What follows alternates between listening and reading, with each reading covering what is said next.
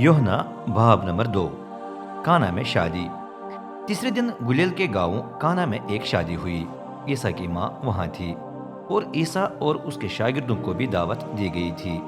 माई खत्म हो गई तो ईसा की माँ ने उससे कहा, उनके पास माई नहीं रही।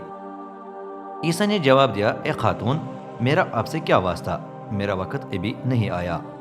लेकिन उसकी माँ ने नौकरों को बताया, जो कुछ वो तुमको बताए वो करो। वहां पत्थर के 6 मटके पड़े थे जिन्हें यहूदी दीनी गस्ल के लिए इस्तेमाल करते थे।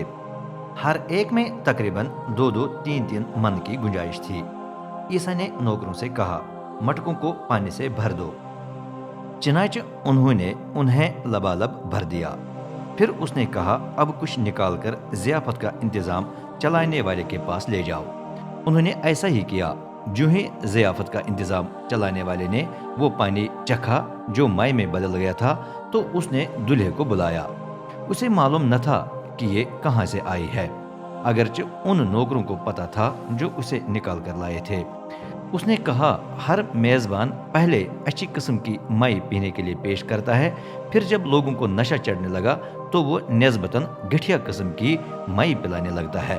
लेकिन आपने अच्छी माई अब तक रख छोड़ी है। यूं ईसा ने गुलेल के काना में ये पहला इलाही निशान दिखाकर अपने जलाल का इजहार किया।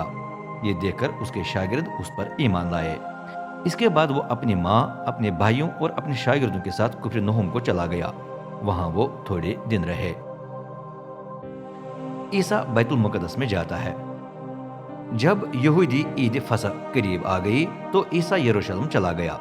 बैतुल मुकद्दस में जाकर उसने देखा कि कई लोग उसमें गाय, बैल, भेड़ें और कबूतर बेच रहे हैं। दूसरे मेज पर बैठे गैर मुल्की सिक्के बैतुल मुकद्दस के सिक्कों में बदल रहे हैं। फिर ईसा ने रस्सियों का कोड़ा बनाकर सबको बैतुल मुकद्दस से निकाल दिया। उसने भेड़ों और गाय बैलों को बाहर बांध दिया। पैसे बदलने वालों के सिक्के बखेर दिए और उनकी मेजें उलट दी।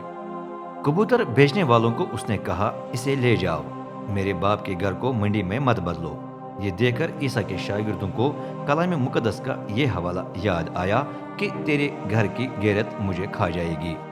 यहूदी ने जवाब में पूछा, आप हमें क्या इलाही निशान दिखा सकते हैं ताकि हमें यकीन आए कि आपको ये करने का इख्तियार है।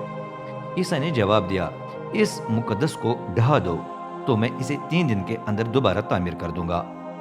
यहूदियों ने कहा, बैतुल मुकद्दस को तामीर करने में 46 साल लग गए थे और आप इसे 3 दिन में तामीर करना चाहते हैं। लेकिन जब ईसा ने इस मुकद्दस के अल्फाज इस्तेमाल किए तो इसका मतलब उसका अपना बदन था। उसके मुर्दों में से जी उठने के बाद उसके शागिर्दों को उसकी ये बात याद आई। फिर वो कलाम मुकद्दस और उन बातों पर ईमान लाए जो ईसा ने की थी। ईसा इंसानी फितरत से वाकिफ है। जब ईसा फसह की ईद के लिए यरूशलेम में था तो बहुत से लोग उसके पेश करदा इलाही निशानों को देखकर उसके नाम पर ईमान लाने लगे। लेकिन उसको उन पर एतमाद नहीं था, क्योंकि वो सबको जानता था और उसे इंसान के बारे में किसी की गवाही की जरूरत नहीं थी, क्योंकि वो जानता था कि इंसान के अंदर क्या कुछ है।